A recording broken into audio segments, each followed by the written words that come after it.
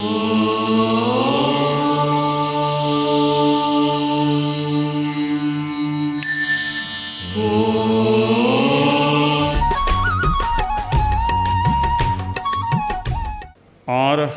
वाङ्मय में कहा गया है, जो सहस्रम सहस्राणम संगामे दुज्जए जिणे एगम जिणेज अप्पाणम एस से परमो जओ। दुनिया में जय पराजय के प्रसंग भी आते हैं। दो के बीच में संघर्ष होता है। हो सकता है एक विजेता बन जाए और दूसरा व्यक्ति पराजित हो जाए। युद्ध होता है, कोई सेना कोई शासक जीत जाए और दूसरा परास्त हो जाए। शास्त्रकार ने इस युद्ध के संदर्भ में एक बात कही है। एक योद्धा है, आदमी है, वह सम्रांगण में स्थित होकर 10 लाख शत्रुओं को जीत लेता है। 10 लाख शत्रुओं को जीतने वाला एक महान योद्धा है। दूसरी ओर एक आदमी केवल अपनी आत्मा को जीतता है। तो बड़ा विजेता कौन है, परम विजय किसकी है? शास्त्रकार ने कहा, एक अपनी आत्मा को जो जीत लेता है वह उसकी परम विजय होती है।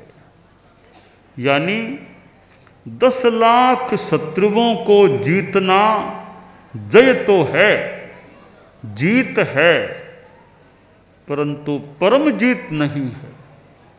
परम विजय है अपनी आत्मा को जीत लेना।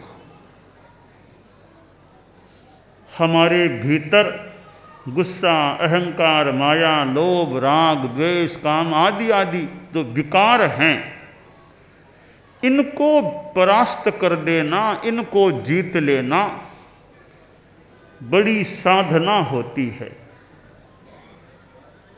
हमारे अध्यात्म के जगत में कितने कितने महान साधक हुए हैं, भगवान महावीर आदि आदि, जिन्होंने आत्म विजेता बनने का मानो प्रयास किया और वे परम विजेता बन गए, क्योंकि उन्होंने अपनी आत्मा को जीत लिया था।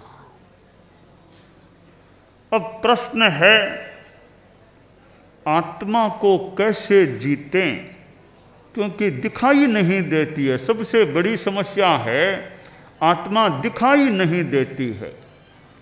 दिखाई दे उसको तो फिर भी आदमी प्रयास करेगी, मार दूं कर दूं, पर दिखाई ही नहीं देता है। उसको कैसे जीता जाए? क्या तरीका हो?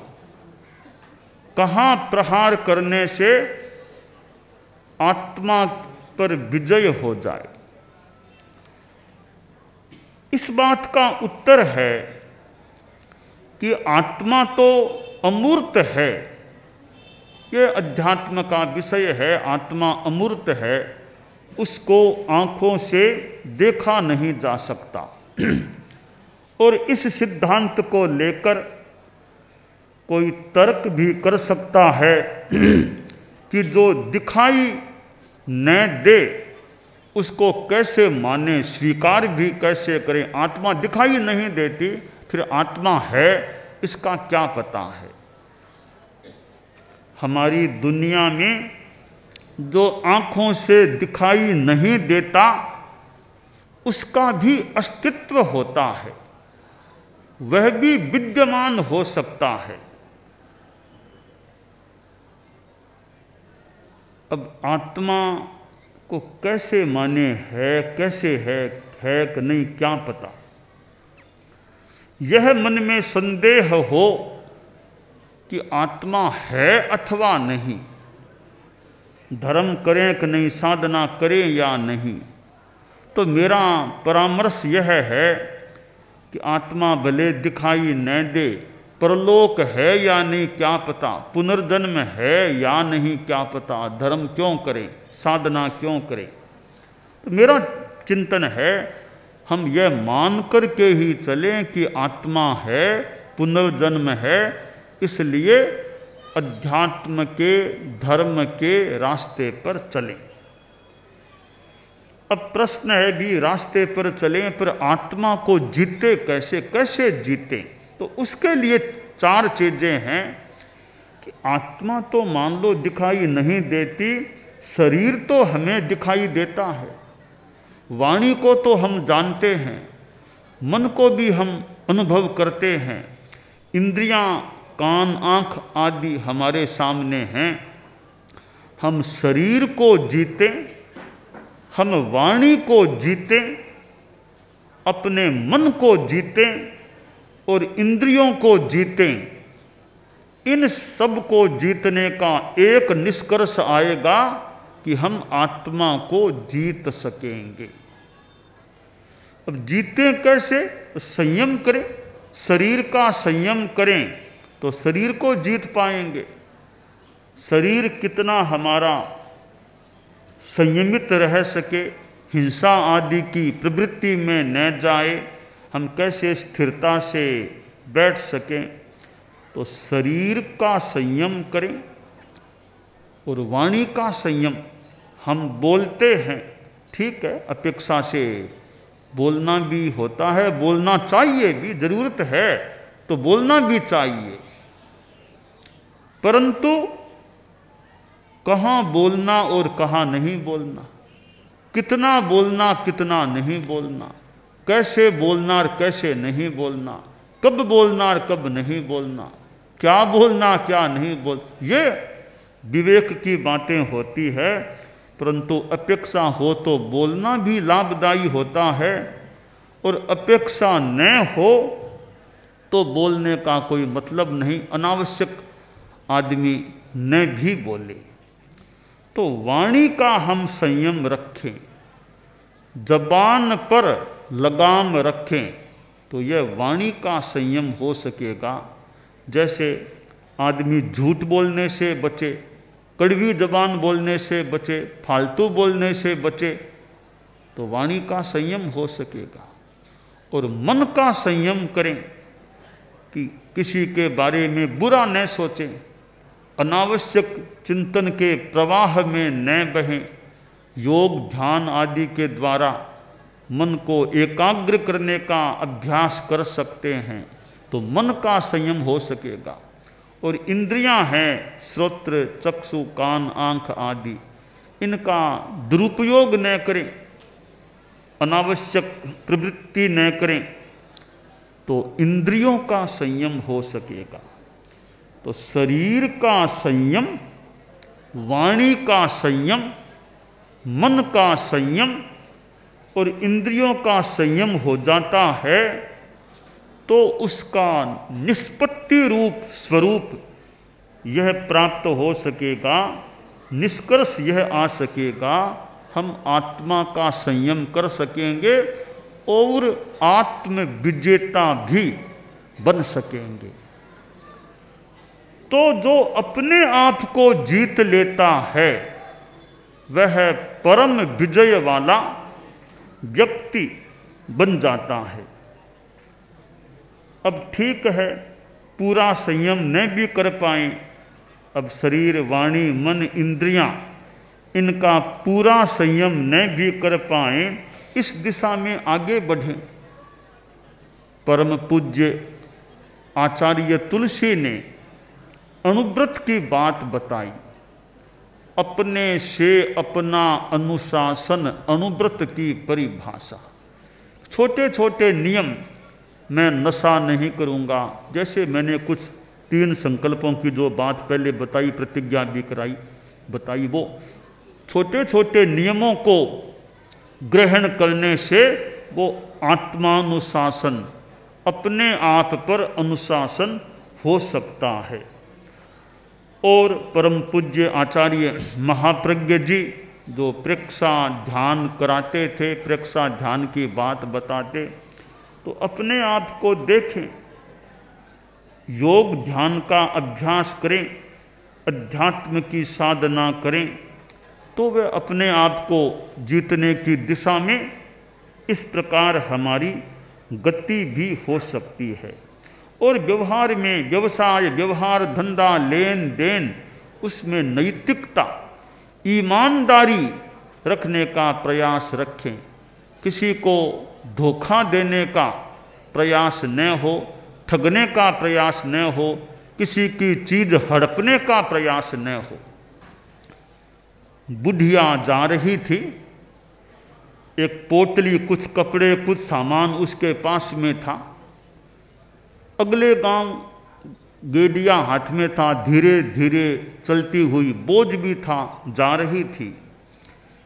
एक युवक भी उसी गांव आगे जा रहा था।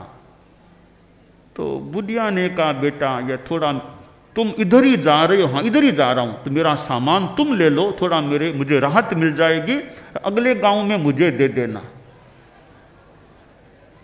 अब यूं तो एक व्यावहारिक बात है भी कि बुढ़िया वृद्ध है तो कुछ सहयोग कर दें, इसका सामान मैं ले लूं। पर युवक ने कहा, नहीं नहीं, मैं बोझा क्यों लूं? तुम जानो तुम्हारा बोझा, मैं क्यों तुम्हारा बोझा लूंगा? मनाही कर दी। कभी ठीक है बेटा, जैसे तुम्हारी इच्छा। धीरे धीरे बुढ़िया आगे बढ़ रही थी, वो युवक भी कुछ और आगे बढ़ गया। आगे थोड़ा सा बढ़ा और युवक के मन में आया, मैंने मनाही क्यों की? पता नहीं क्या कीमती सामान इसकी पोटली में होगा, पोटली ले लेता, चंपत हो जाता, इतना माल मुझे मिल जाता, सहज में मुझे तो माल मिल जाता, तो मैंने मनाही क्यों कर दी? ये तो चोरी का बहुत सीधा सा तरीका मुझे मिला था। खैर अब भी वो सामान ले लूं, चंपत हो जाऊं, भाग जाऊं लेकर के।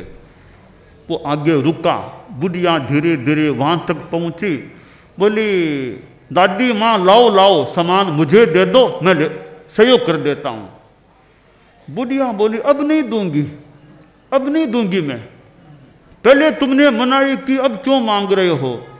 कि बुढ़िया माँ दे दो, मन में आ गया कि सहयोग ले लूं।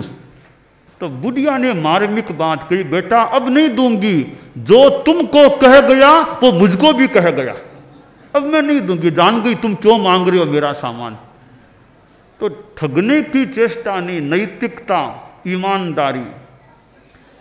वो अखबार बेचने वाला साइकिल पर अखबार रख करके वो जा रहा था, सामने से राहगीर आया, सोचा अखबार विक्रेता, अखबार ले लूं, रास्ते में पढ़ लूंगा, टाइम का उपयोग हो जाएगा। कहा, भैया लाओ एक आज का अखबार दो। पैसा लाओ। कितना पैसा? एक चौवन्नी लूंगा। राहगीर ने जेब में से चौवन्नी निकाली, उसके हाथ में रखी। समाचार विक्रेता ने, वो पत्र विक्रेता ने एक समाचार पत्र की प्रति निकाली, उसके हाथ में थमा दी। वो इधर गया, वह इधर गया। वो राहगीर ने सोचा, देखें आज की क्या न्यूज है।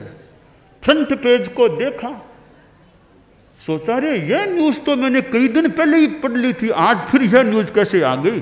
कई दिन पुरानी बात है ये तो। अखबार की दिनांक पर ध्यान दिया, 3 महीना पुराना अखबार था कोई। वो समाचार पत्र विक्रेता आगे अपने घर गया, सारे पैसों को वो गिनती कर रहा था। तो वो चौवन्नी जो दी गई थी वो खोटी चौवन्नी दी गई थी। राहगीर ने खोटी चौवन्नी दी, उसने खोटा अखबार दे दिया। एक दूसरे को ठगने का प्रयास किया।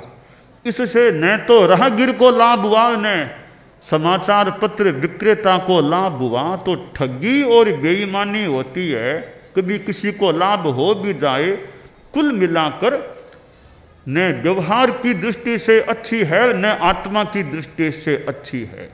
तो आचार्य तुलसी ने जो नैतिकता अनुव्रत की बात बताई, हम लोग भी अहिंसा यात्रा में चर्चा करते हैं।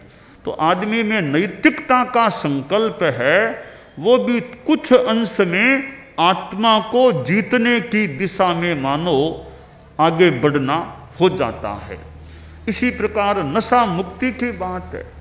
आदमी विभिन्न प्रकार के नशे कर लेता है, शराब, ये बीड़ी, सिगरेट आदि आदि कई चीजें हैं। तो संकल्प हो मेरे मुंह के नशीले पदार्थों का स्पर्श ही न हो जाए और अभक्ष्य चीज भी मेरे मुंह में न आ जाए। ऐसे छोटे छोटे संकल्प, मैं बेईमानी नहीं करूंगा, नशा नहीं करूंगा, सांप्रदायिक उन्माद नहीं फैलाऊंगा, फालतू लड़ाई झगड़ा नहीं करूं, वाणी का संयम, ऐसे छोटे छोटे संकल्प होते हैं तो हम आत्मा को जीतने की दिशा में आगे बढ़ सकते हैं। और आत्मा पवित्र बन जाती है। आत्मा को जीतने का मतलब आत्मा को पवित्र बनाना। और आत्मा पवित्र है, हमारी आगे की यात्रा, इस जीवन के बाद की स्थिति भी अच्छी बन सकती है, क्योंकि पुनर्जन्म का सिद्धांत है। ठीक है, पूरा साक्षात पता हमें चले न चले, पर यह मान करके ही चले कि पुनर्जन्म का सिद्धांत है, हमें आगे का भी ध्यान देना है, यहीं पर नहीं रहना है, कभी आगे भी जाना है। मैं भूल न करूं तो आचार्य महाप्रज्ञ जी ने एक बार फरमाया, मतलब अंतिम वर्ष की या अंतिम दिनों की बात होगी, तो मैं तो अब अपने अगले जन्म की ओर ध्यान दे रहा हूं, अगले जन्म की ओर ध्यान दे रहा हूं, यानी आगे पर ध्यान। बहुत अच्छी बात है कि आगे पर ध्यान देना, इतना जीवन जी लिया है, अब आगे की स्थिति मेरी ठीक रह सके ऐसी मेरी साधना चले, तो आगे का भी ध्यान देना चाहिए, पीछे का भी ध्यान दें, पीछे जीवन कैसे जिया है। हालांकि पिछले जन्मों की तो हमें स्मृति कभी कभी किसी किसी को हो जाए, प्रायशः नहीं होती है, परंतु पीछे भी अनंत जन्म हो गए हैं। वो आगे अनंत क्या और ज़्यादा जन्म न हो, यह आदमी की भावना और वैसी साधना रहे।